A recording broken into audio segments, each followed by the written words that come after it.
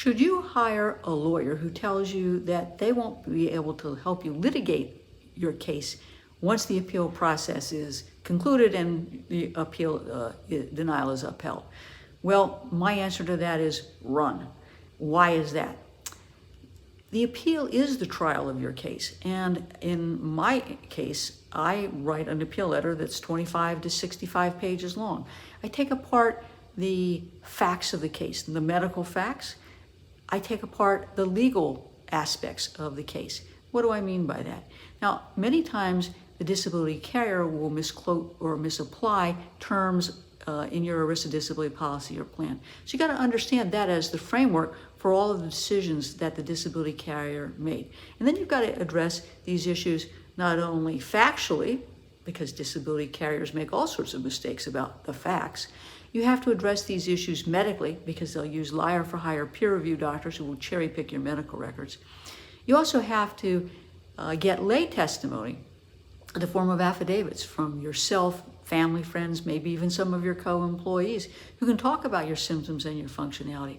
You also have to get vocational evidence, the opinion of a vocational evaluator about your occupation, or how the disability carrier misclassified your occupation, or how they didn't understand your occupational duties in justifying the claims denial. So the appeal is the trial of your case.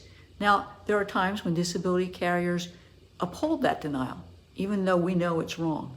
And if the lawyer who has worked on this appeal isn't bold enough, big enough, bad enough to take this case into federal court, you don't want them to represent you.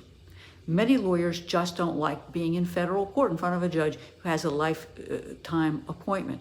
I relish being in court. But I also relish the opportunity to represent you in a way that you understand the trial process in an ERISA case. Well, what do I mean by that? Many personal injury lawyers, Social Security lawyers, family lawyers think that there's going to be a trial in an ERISA disability case. There isn't. There will be a lot of efforts to do some discovery, which can be limited. In other words, attempting to take the deposition of the adjuster. Now, they won't take your deposition, but ultimately, the judge is going to hear this case on what's called a motion for summary final judgment, where both sides write a motion, which it can be 50 pages long, explaining legally why the decision should be reversed or on the decision upheld from the carrier's standpoint.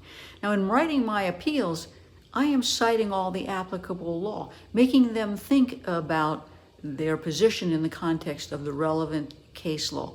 So if you're interviewing a lawyer to represent you in your ERISA disability appeal, as you should be, and they tell you that they're not going to handle the case past the appeals process, or that they don't want to go into federal court, or that they're just not a trial attorney, they're not the right attorney for you. Contact me today at 727-894-3188 for a complimentary consultation. I can help you get the disability benefits you deserve regardless of where you live in the United States.